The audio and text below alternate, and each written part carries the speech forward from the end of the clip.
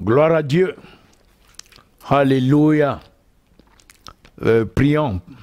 Père, nous te demandons de bénir cette soirée par ta présence et nous demandons que tu nous parles. Nous venons ensemble d'un commun accord devant ton trône et nous te remercions pour la grâce que tu multiplies dans nos vies encore. Merci pour ta grâce, Père, afin de nous aider. Tu as dit de venir devant ton trône de grâce. Merci, Père, de ce que tu confirmes ta promesse. Nous recevons ce soir de nouvelles grâces pour nous conduire correctement selon ta parole, dans cette attente, une attente confiante, une attente joyeuse de la venue de notre Seigneur Jésus-Christ pour nous enlever dans les airs avec lui. Merci, Père, que pendant que nous partageons maintenant ta parole, donne-nous d'avoir une compréhension plus approfondie et d'avoir une conduite qui en résulte, qui est conforme à ta parole au nom de Jésus-Christ en prier. Amen. Nous voulons regarder ce soir quelque chose qui est vraiment très très capital pour nous tous. Je pense à tous les chrétiens et je souhaite que nous puissions vraiment saisir, recevoir de Dieu ce soir. Et sa parole aujourd'hui que nous allons partager, c'est dans Tite chapitre 2, afin de nous préparer, de continuer de nous préparer. Dans Tite chapitre 2, au verset 13, je commence au verset 12, ou au verset 11, parlant de la grâce. Au verset 11, il dit « Car la grâce de Dieu, source de salut pour tous les hommes, a été manifestée.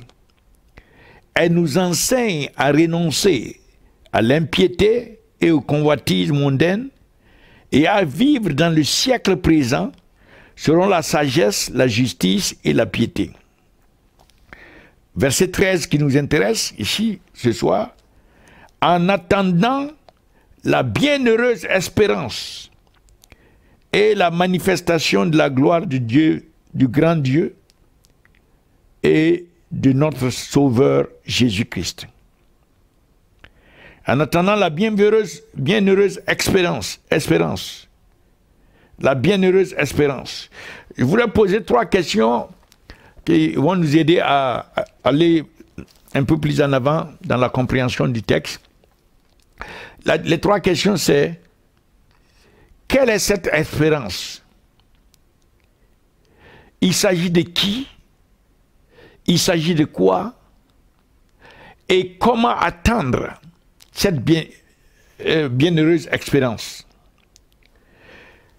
La première question, je vais y aller en fait les 3, l'une après l'autre.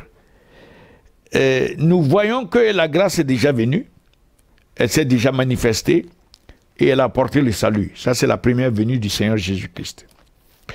Et au verset 13, on attend une autre venue, qui sera l'enlèvement et la manifestation de la gloire du grand Dieu.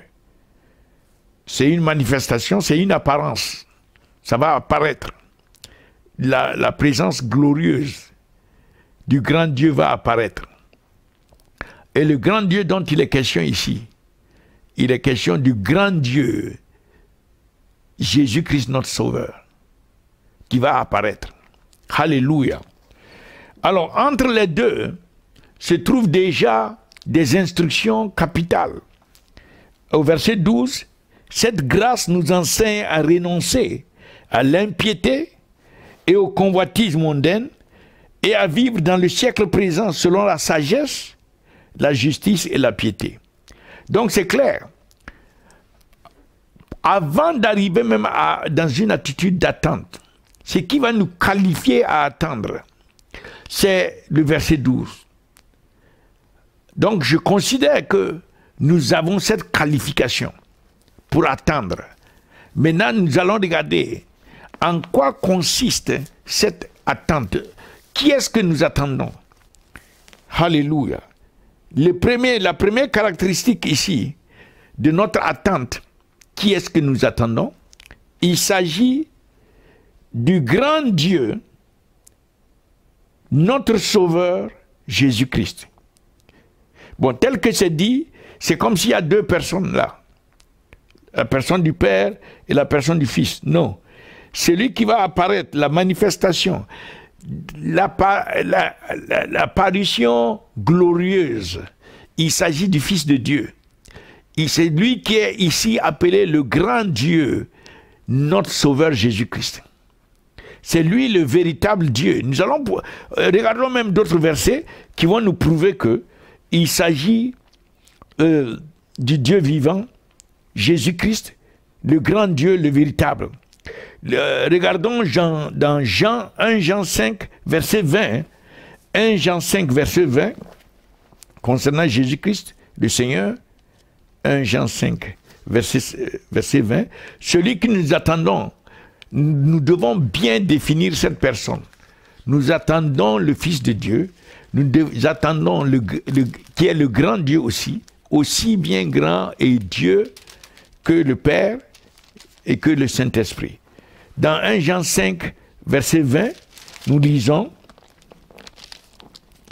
nous savons aussi que le Fils de Dieu est venu et qu'il nous a donné l'intelligence pour connaître le véritable, pour connaître le véritable.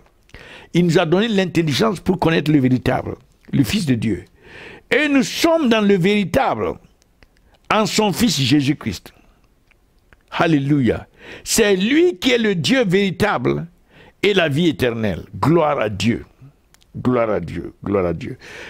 Parce que parfois, des langues viennent à s'élever pour amener la confusion en disant que Jésus n'est pas Dieu. Mais cela découle d'esprits qui n'ont pas l'intelligence du concept même divin, du concept de Dieu. Ils ne connaissent pas Dieu, ils ne connaissent pas qui est Dieu. Alléluia. Jésus-Christ est Dieu. Il est aussi bien Dieu que le Père, aussi bien Dieu que le Saint-Esprit. Alléluia. La nature divine est partagée par trois personnes.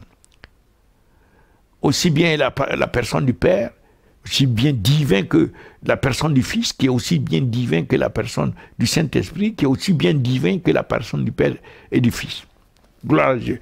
Mais ce soir, nous voulons juste insister sur le fait que notre espérance, notre foi, notre confiance, cette espérance bénie, c'est une attente d'une personne qui va apparaître dans la gloire. Et cette personne, nous disons qu'il s'agit du grand Dieu, notre Seigneur et Sauveur Jésus-Christ, et qui est le véritable ici, dont nous venons de voir cela, qui est le Dieu véritable et la vie éternelle. Deuxième chose que nous allons ajouter concernant le Seigneur Jésus-Christ qui va apparaître, c'est dans Ésaïe chapitre 2, verset 6. Ésaïe chapitre 2, verset 6. Nous lisons chapitre 9 plutôt, verset 6. Ésaïe chapitre 9, verset 6. Ok. En français, c'est au verset 5. Car un enfant nous est né, un fils nous est donné, et la domination reposera sur son épaule, on l'appellera admirable. Nous entendons un Dieu, le grand Dieu, notre Seigneur Jésus-Christ, l'admirable, conseiller, Dieu puissant, Père éternel, Prince de la paix. Alléluia. C'est lui que nous attendons. Et nous allons donner encore une troisième caractéristique de celui que nous attendons. Cela se trouve dans Philippiens 2, verset 6. Philippiens 2, verset 6. Et nous savons que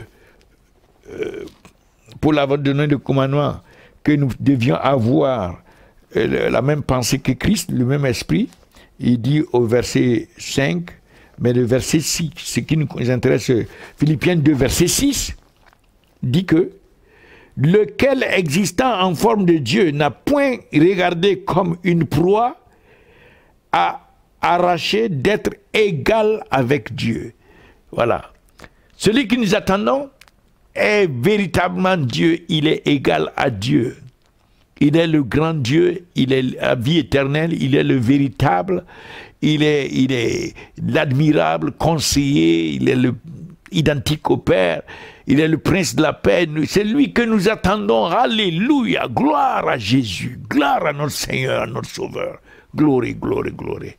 Donc, voilà la substance de notre espérance. Parce que la foi nous dit, Hébreu nous dit, Hébreu chapitre 11, verset 1, Hébreu dit que la foi est la substance des choses que nous espérons. La substance. Et nous sommes en train de voir la substance de quelque chose que nous espérons. Nous espérons le retour du Seigneur. Nous espérons son apparition. Et quelle est cette substance? La substance, c'est la personne même de Christ que nous sommes en train de caractériser qui va apparaître. C'est ça la substance. Et avoir cette substance dans notre esprit, la Bible l'appelle la foi. La foi est la substance. La substance des choses que nous espérons. Et nous sommes en train de parler de l'espérance bénie, l'espérance vivante, l'espérance glorieuse, qui est Christ lui-même. Alléluia.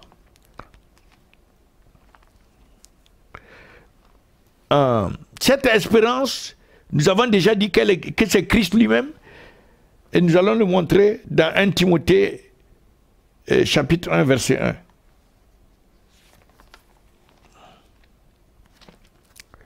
1 Timothée chapitre 1 verset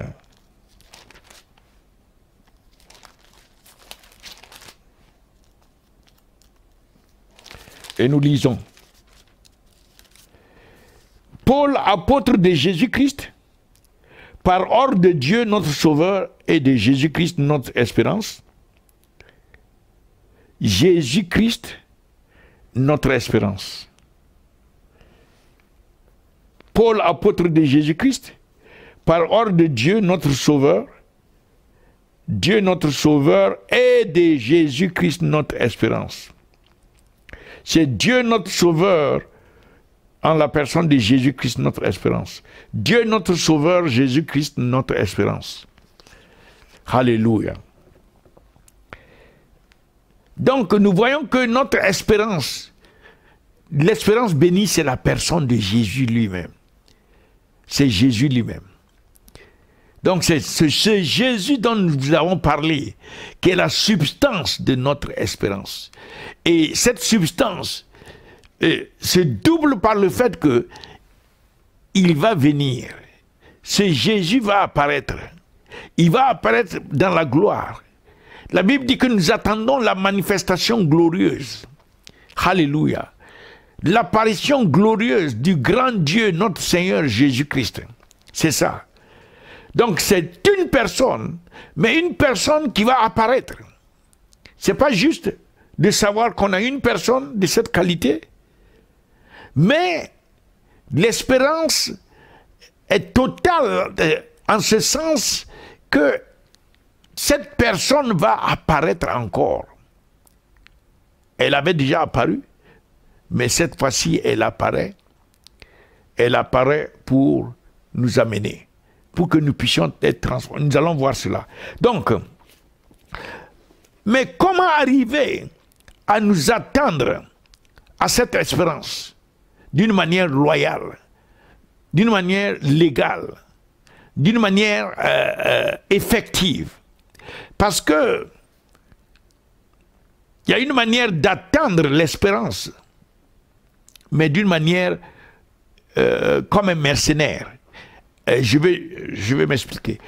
Ici, je vais dire qu'un mercenaire, c'est quelqu'un qui, sans venir loyalement, s'empare quand même de choses qui ne lui reviennent pas. Ça ne lui appartient pas, mais il s'en empare de force. Il essaie de s'en emparer du moins, de force, d'une manière illégale.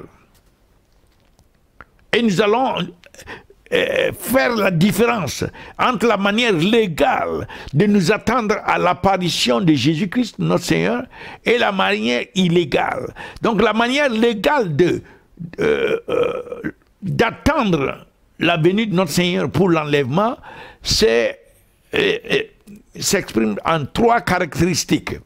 Il y a 3 caractéristiques qui marquent cette manière, 4 caractéristiques qui marquent la manière légale, normale, non pas mercenaire, non pas en tant que mercenaire.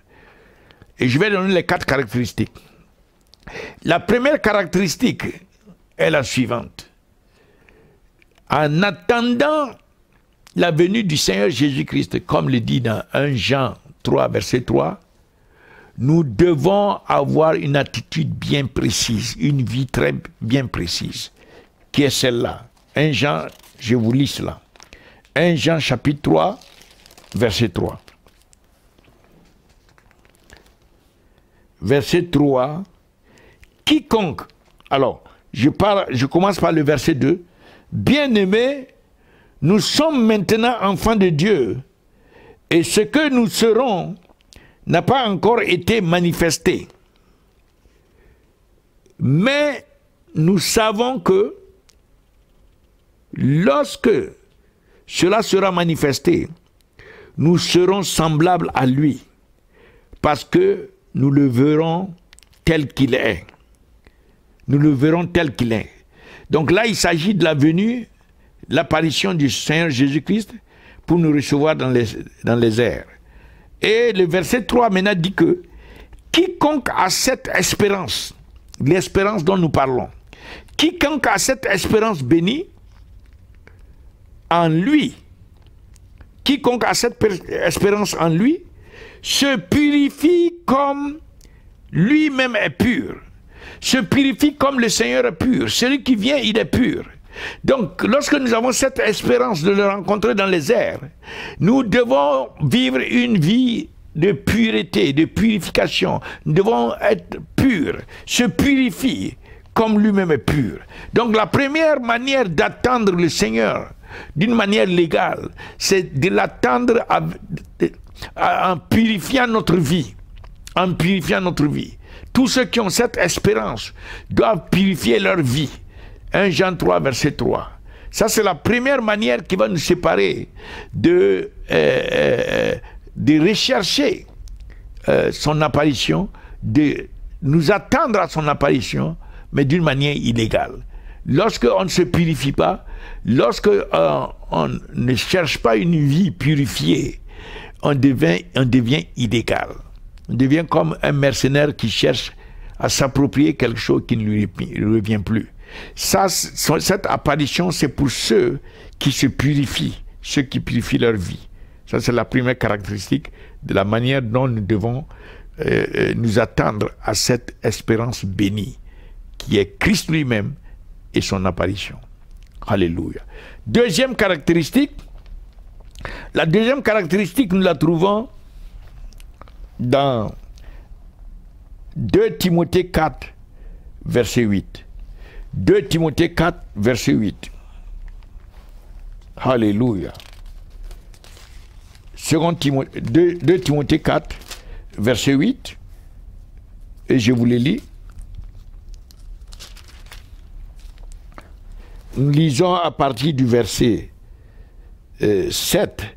J'ai combattu le bon combat, j'ai achevé la course, j'ai gardé la foi, et maintenant Paul va parler à Timothée. Désormais, c'est la conséquence du fait qu'il a triomphé.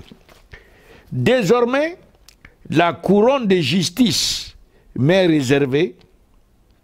Le Seigneur, le juste juge, me la donnera dans ce jour-là, et non seulement à moi, mais encore à tous ceux qui auront aimé son avènement, qui auront aimé son avènement. Alléluia. Ce n'est pas légal d'aimer les choses du monde et de s'attendre à son avènement. de s'attendre à partir avec lui à son avènement. Ce n'est pas légal. Non seulement on doit se purifier, mais aussi on doit aimer son avènement, aimer son apparition glorieuse. Nous devons chérir cela dans notre cœur. Nous devons, comme la chose la plus précieuse, alléluia. Tout chrétien doit avoir ce cœur soupirant, ce cœur qui recherche, ce cœur qui s'attend, ce cœur qui a soif de voir son apparition, qui a un amour pour cette apparition, pour celui qui va apparaître, et le fait qu'il vient nous chercher. Nous devons être excités par ça, nous devons être zélés, nous devons rechercher ça. Nous devons aimer, la Bible dit, qui aime son avènement. Alléluia. Alors, il y a une couronne qui s'attache à ceux qui aiment son avènement. Il y a une couronne de justice, ici, qui s'attache, réservée à ceux qui aiment l'avènement du Seigneur Jésus-Christ. Gloire à Dieu. Donc, la deuxième caractéristique, la première, c'est que nous devons nous purifier, tous ceux qui ont cette attente, tous ceux qui ont cette espérance doivent se purifier. Deuxièmement, doivent aussi aimer l'apparition de notre Seigneur Jésus-Christ, qui est le grand Dieu sauveur à notre Seigneur Jésus-Christ. Donc, aimer son avènement. La troisième caractéristique de la manière dont nous devons nous attendre son avènement, se trouve dans 1 Pierre 5, verset 4. 1 Pierre 5, verset 4. Et je lis. 1 Pierre 5, verset 4. Gloire à Dieu. Nous lisons à partir du verset 3. Non comme dominant sur ceux qui vous sont échus en partage, mais en étant les modèles du troupeau. Et lorsque le souverain pasteur paraîtra, vous obtiendrez la couronne incorruptible de la gloire. Oh, Rabba Shakantaria Masanta. Oh, Mantoria Bassa. En attendant son apparition, lorsque le souverain pasteur apparaîtra, allez, paraîtra. Ça, c'est le retour dans les airs pour nous enlever. Lorsqu'il va venir, alors ceux qui se seraient montrés comme des modèles pour le troupeau, ceux qui se seraient donnés à son œuvre pour amener les âmes pour qui il a versé son sang, pour bâtir son église, pour être des modèles pour son église, pour servir, alléluia, comme on sert lui-même le Seigneur. Tous ceux qui vont faire cela, en attendant qu'il apparaisse, qu'il vienne, non seulement ils vont partir, mais ils vont recevoir une couronne de gloire. La Bible dit, lorsque le souverain paraîtra, pasteur paraîtra, vous obtiendrez la couronne incorruptible de la gloire. La couronne incorruptible de la gloire. Cette couronne incorruptible de la gloire est liée à la manière dont nous attendons son apparition. Nous attendons son apparition dans la purification. Nous attendons son apparition que nous aimons. Et nous attendons son apparition en étant fructueux, en amenant les âmes, en bâtissant son église, en étant des exemples, en nous sacrifiant, en donnant, alléluia, en nous donnant, en donnant notre vie pour l'édification de son corps. Alléluia. La Bible dit qu'une couronne de gloire nous est réservée. Gloire à Dieu. Vous obtiendrez la couronne incorruptible de la gloire. Ça, c'est la troisième caractéristique donc de la manière dont nous devons rechercher, nous attendre à sa venue, c'est d'être fructueux, productif, surtout en termes d'âme, en termes d'édifier son église. Gloire à Dieu. Et quatrième caractéristique, la quatrième caractéristique, Nous la trouvons dans 1 Thessaloniciens 2, verset 19. 1 Thessaloniciens 2, verset 19. La quatrième caractéristique de la manière dont nous devons attendre le Seigneur. 1 Thessaloniciens 2, verset 19. Et je lis. Qui est en effet, ok, 1 Thessaloniciens 2, verset 19.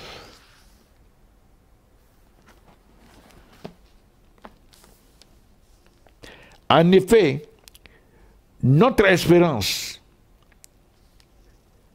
ou notre joie ou notre couronne de gloire, notre espérance ou notre joie ou notre couronne de gloire, n'est-ce pas vous aussi, n'est-ce pas vous aussi, devant notre Seigneur Jésus, lors de son avènement? Alléluia. Oui, vous êtes notre gloire et notre joie. Donc, les âmes qui vont se tenir devant Jésus-Christ lorsqu'il va venir et qui ont pu le faire grâce à notre travail, grâce à notre œuvre, notre sacrifice, nos prières, nos témoignages. Alors, les âmes qui vont se tenir dans la présence du Seigneur Jésus-Christ lorsqu'il va revenir, ce sont ces âmes-là qui vont nous donner la joie, qui vont être l'objet de notre couronnement. Notre espérance sera accomplie. Non seulement nous allons nous tenir dans la présence de notre Seigneur Jésus-Christ, mais aussi les fruits que nous aurons produits. Comme il a bien dit, ce n'est pas nous qui l'avons choisi, mais c'est lui qui nous a choisis. Et il nous a ordonné de partir dans Jean 15, verset 16, et de porter des fruits, et que nos fruits puissent demeurer. Et que lorsque nous allons porter beaucoup de fruits, c'est ainsi que notre Père sera glorifié. Alléluia. Alors, ces fruits que nous portons, qui sont là les âmes, qui sont là l'Église, qui ont été fortifiées par nous, tout ce que nous aurons fait comme investissement. La Bible dit que, dans 1 Thessaloniciens 2, verset 19, que ces âmes-là, en venant se tenir dans la présence du Seigneur Jésus-Christ, ce sont ces âmes-là qui vont nous apporter la joie. Il y a une joie qui nous attend. Une joie de voir les fruits se tenir dans la présence du Seigneur Jésus-Christ à son retour. Gloire à Dieu. Donc voilà les 4 caractéristiques de la manière dont nous devons attendre cette espérance glorieuse, bénie, qui est Christ lui-même, et qui est l'apparition de Christ, ce grand Dieu, notre Sauveur. Et la manière biblique correcte d'être en train d'attendre, de rechercher cette venue, de nous préparer pour cette venue, la manière correcte, instruite par la Bible, se trouve en 4 aspects. Nous devons nous purifier. Tous ceux qui ont cette espérance, nous devons nous purifier nos vies. Deuxièmement, tous ceux qui ont cette espérance, nous devons aimer l'apparition de notre Seigneur. Nous aimons le Seigneur, mais nous devons aimer aussi. Ça veut dire que nous devons donner une place importante, capitale, à l'apparition de notre Seigneur. Alléluia. Car c'est cette apparition qui nous amène des bénédictions et des richesses de sa gloire encore plus élevées que tout ce que nous avons connu avant. Dans cette bénédiction de voir le Seigneur venir, il y a des richesses de sa gloire et il y a des bénédictions. Et là, nous voyons une joie que nous n'avons jamais expérimenté avant. Donc, deuxième caractéristique, les fruits, l'œuvre, les âmes, les fruits que nous amenons, beaucoup de fruits. Troisième caractéristique,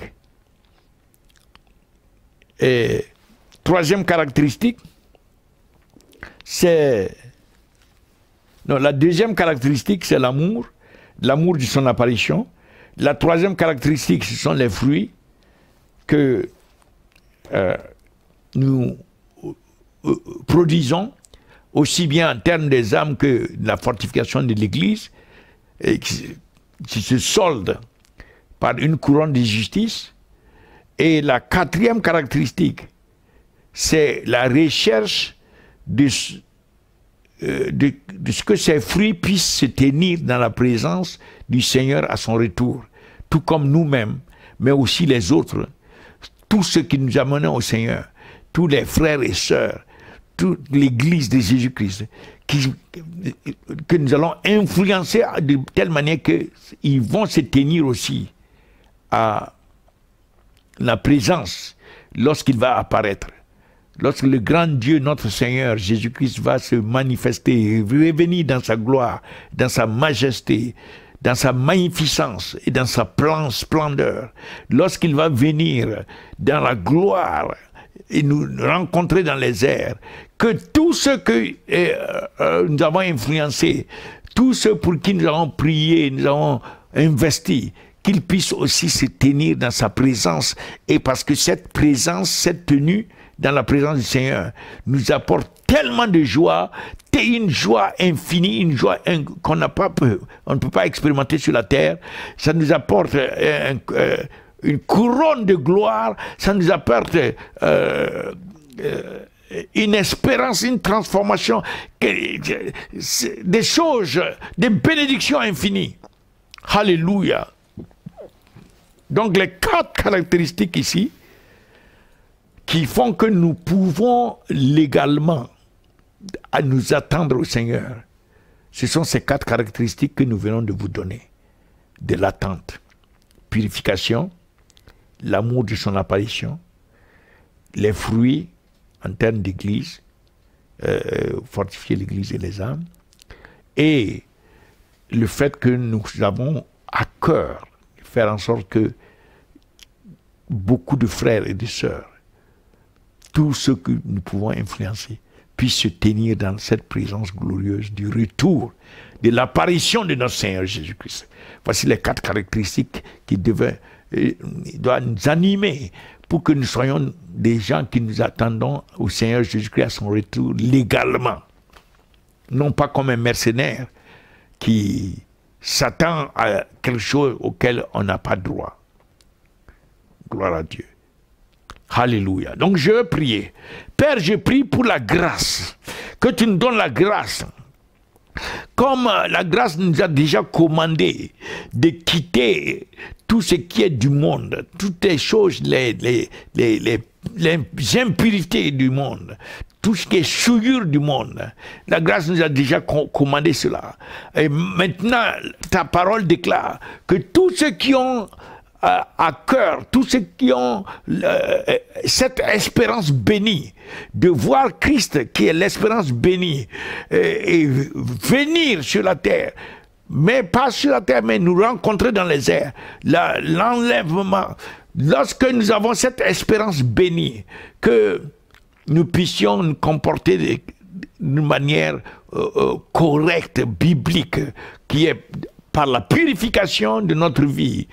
Nous devons aussi aimer son apparition, nous devons être fructueux et nous devons veiller à ce que le corps du Christ et surtout tous ses frères et sœurs que nous influençons directement, à qui nous devons être des exemples, puissent se tenir aussi dans la présence du Seigneur Jésus-Christ lorsqu'il va revenir. Alléluia. Donc voilà les 4 caractéristiques et nous te demandons, Père, la grâce pour pouvoir accomplir régulièrement, quotidiennement, ces 4 caractéristiques. Au nom de Jésus-Christ, aide-nous, Saint-Esprit, à marcher et à vivre de cette manière. Pendant que nous sommes en train d'attendre le retour du Seigneur Jésus-Christ, que nous puissions vivre de cette manière. Alléluia. La manière dans la purification de notre vie, dans l'amour du Seigneur Jésus-Christ et de son apparition, dans les sacrifices et l'effort et l'investissement pour que des âmes viennent à Christ et que l'Église soit fortifiée. Et enfin, que nous ayons la grâce de faire en sorte que des multitudes que nous pouvons influencer puissent se tenir dans la présence du Seigneur quand il va revenir. Que nous ne soyons pas les seuls à nous tenir dans la présence du Seigneur. Au nom de Jésus-Christ, nous avons prié, Père, et nous croyons que nous recevons la grâce pour cela. Au nom de Jésus-Christ. Alléluia. Et maintenant, je prie pour tous ceux qui ne connaissent pas le Seigneur Jésus-Christ. Priez avec moi. Dites seulement, Seigneur Jésus, je te remercie pour ton sacrifice de la croix, le sang que tu as versé, la vie que tu as donnée. Aujourd'hui, je reconnais que je suis pécheur. Et je te demande pardon pour tous mes péchés. Je demande que tu me laves par ton sang. Je crois dans mon corps, dans mon cœur, que Dieu t'a ressuscité de la mort. Tu es monté en gloire et tu es assis à la droite de Dieu le Père. Tu es en train d'intercéder pour moi et tu vas revenir bientôt. Seigneur Jésus, aujourd'hui, je t'ouvre mon cœur. Je te prie de venir dans mon cœur. Je te reçois comme mon Seigneur et Sauveur personnel. Je te prie de sauver mon âme. Merci de faire de moi un enfant de Dieu, né de nouveau, un membre de la famille de Dieu. Et à partir d'aujourd'hui, je te soumets ma vie. Je te soumets tout ce qui est de moi. Je veux seulement te connaître davantage et te servir. Et je prie que tu me donnes la grâce de pouvoir attendre constamment et vivre une vie d'attente. L'attente de ton retour bientôt.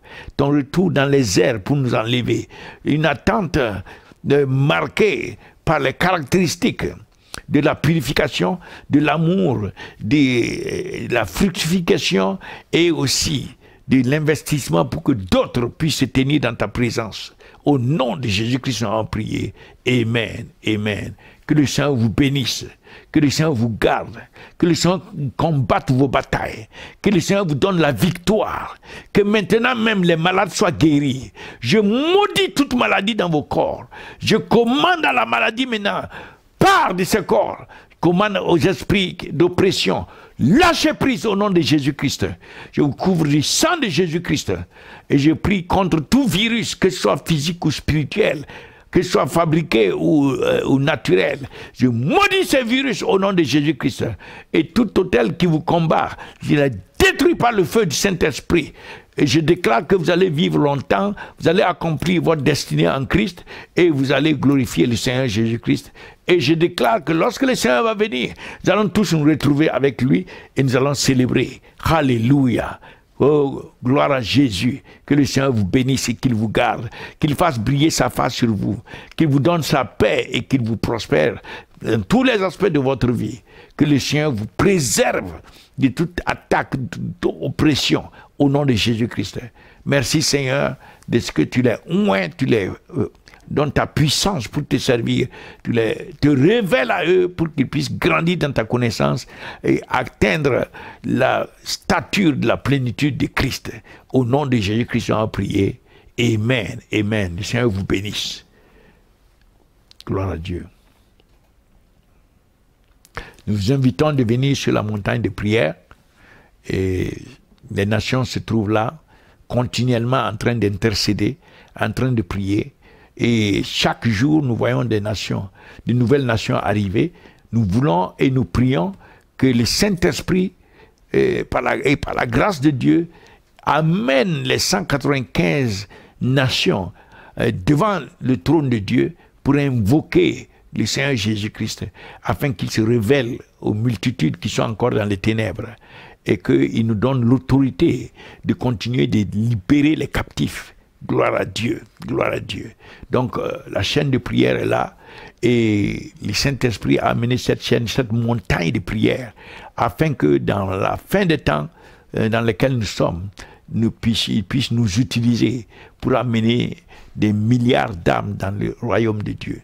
des milliards d'âmes. Je dis bien des milliards d'âmes, car il y a encore plus de 6 milliards qui sont encore dans les ténèbres, et nous réclamons ces 6 milliards pour le Seigneur Jésus-Christ. Que le Seigneur vous bénisse, que le Seigneur vous équipe, que le Seigneur vous oigne, que le Seigneur vous donne la grâce, que l'Esprit du Seigneur soit sur vous aussi, que lorsque vous allez vous joindre, que le feu de cette montagne, de cet autel qui ne s'éteint jamais, que ce feu vous soit imparti aussi au nom de Jésus-Christ.